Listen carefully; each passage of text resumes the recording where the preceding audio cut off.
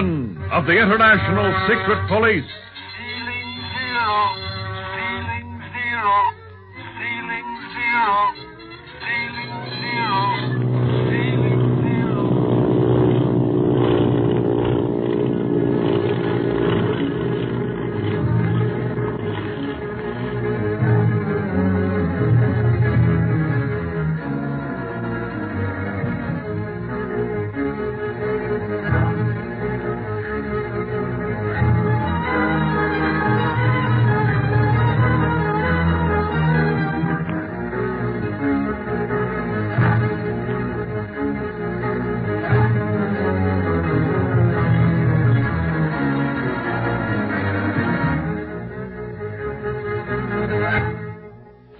When the octopus learns that the thought-recording helmet which he plans to use on Barney has mysteriously disappeared, he immediately suspects that Speed and Clint are secreted somewhere in his great castle overlooking the pass of the Iron Dagger.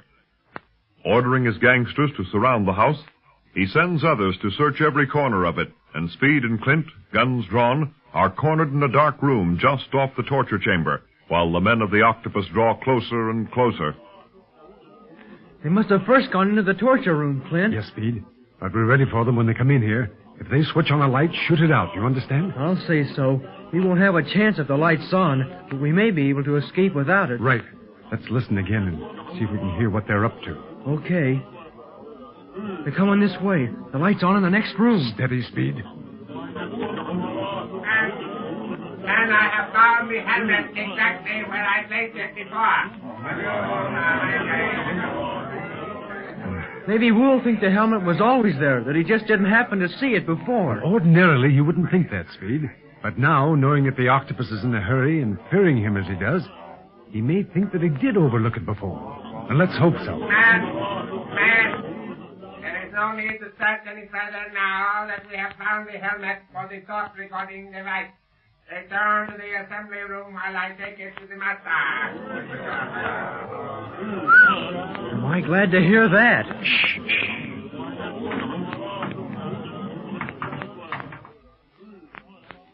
The house is still surrounded from the sound of it. Wonder if the octopus will keep him out there.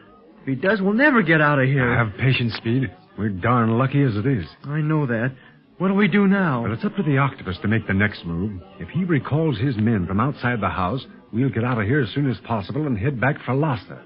It must be getting near sunset, and it'll take us time to get back to the city. We must show up there before midnight, or Chief Tipo will bring his men up here for an attack and spoil everything. Maybe that'd be a good idea, Clint, to attack this castle without wasting any more time. Maybe if we had Barney with us. But so long as he's missing, Speed, we have to be careful. Barney's life wouldn't be worth anything if we showed our hand now. Gee, that's right. Uh-oh. Wonder what that's for. Sounds like some sort of a signal. It was a signal. The octopus was calling in his guards. Speed, luck is with us again. I think we're going to get out of here with our skins. Oh, boy, swell. Can we go right away? Now, wait. Give him a little more time to get inside. We don't want to run into trouble when the worst of the danger's over. Should say not. Say, Clint. Yes, Speed? Do you think the octopus could learn anything from Barney about us? About the International Secret Police? Well, you mean get Barney to talk? Oh, I should say not. Barney would rather die than give any information. But maybe he wouldn't know he was giving anything away. What do you mean? The octopus has all sorts of machines and things in his laboratory above us, and Quan Wu mentioned that helmet I was holding a while back was a thought-recording helmet.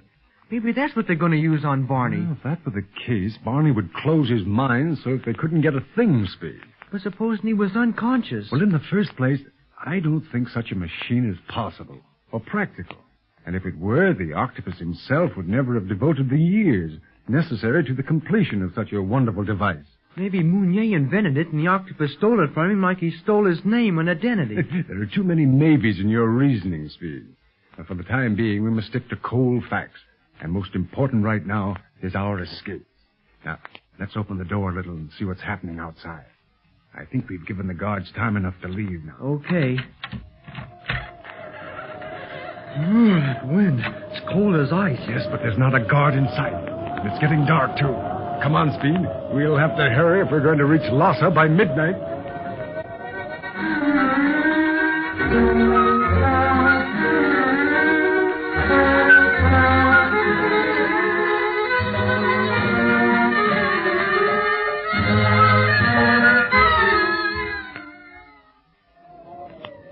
Master, I found the helmet as soon as we entered the torture chamber. It must have been there all the time. In my haste, I must have overlooked it. Have mercy on me, your humble servant. Stop whining, Quan Wu. Your mistakes are unimportant to me just now. I must place the helmet on Dunlap's head so that his thoughts may be recorded as soon as possible. Yes, Master. Here is the helmet. Good. I place it over his head. So. Then, I attach the wires here. Dunlap is sleeping soundly now. Yes, I believe he is safe for another half hour, in spite of all the time we have lost in searching for this helmet. That time will be long enough to learn what we want to know. Now, the lever. I hope that the device accomplishes what you desire. It must. The police are getting too close to me for comfort. I must learn their code, their innermost secrets. Then I have nothing to fear from them. I can destroy them at will.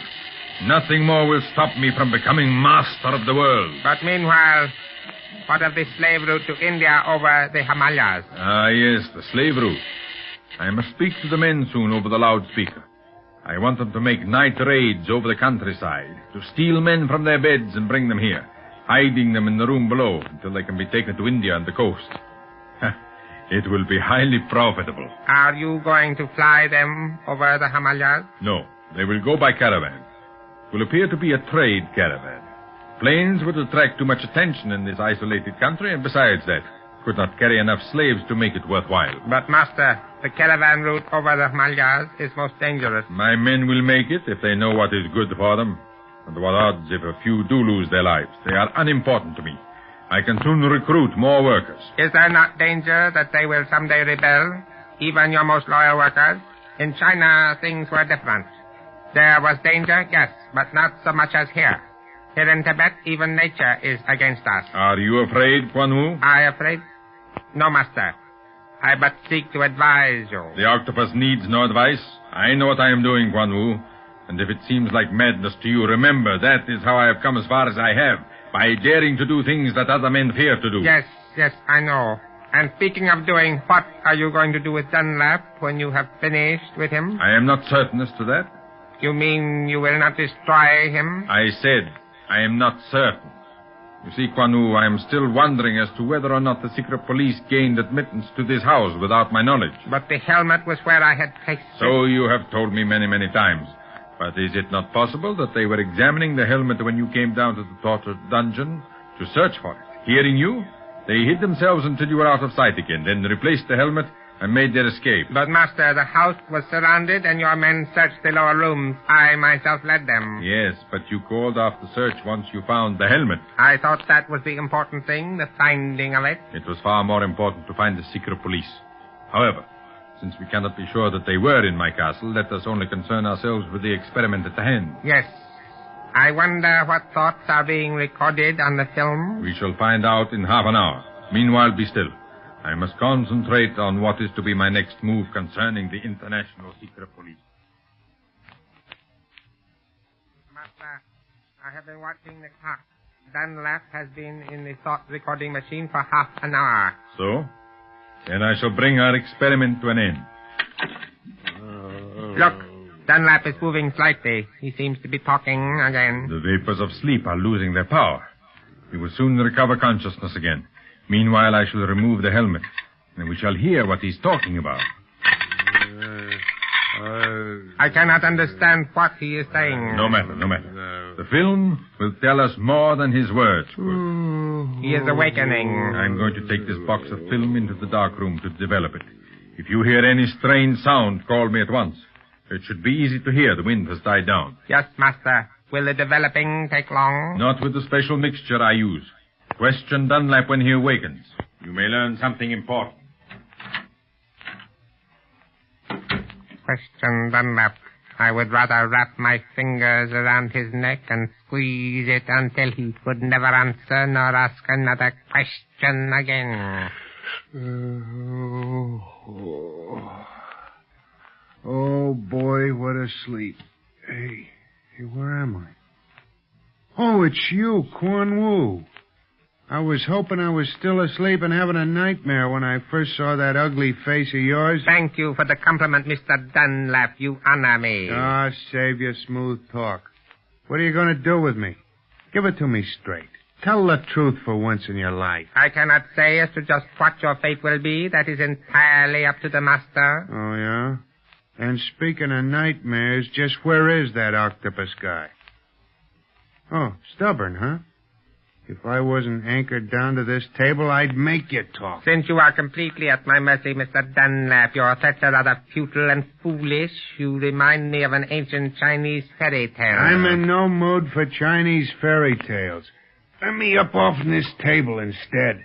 I'm paralyzed from laying still so long. If you are paralyzed, then you should feel no discomfort. That's swell.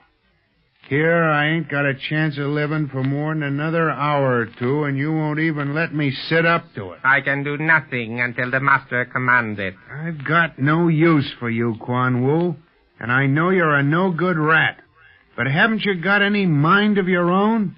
Do you always have to do what that old ape-face tells you to do? Okay, have it your own way. In my position, I can't exactly force you to talk. Does Clint Barlow truly believe that he has made a mistake concerning Paul Mounier, that he is not the octopus as he first believed? You got a nerve asking me that when I know Mounier's the octopus? I ought to know. Oh, yes. But neither Speed Gibson nor Barlow have your present knowledge. Uh-huh. And what they don't know won't hurt them. You are not answering my question. No? That's funny. And here I thought all the time I was telling you everything I know. You jest, Mr. Dunlap. You're darn tootin' I jest, and why not? A guy with my chances of getting out of here alive can't do anything else but jest. And just try to stop me. Wanu. The octopus. I've missed you. What is wrong, master? The film. The recording of Dunlap's mind. It shows nothing. It is perfectly blank.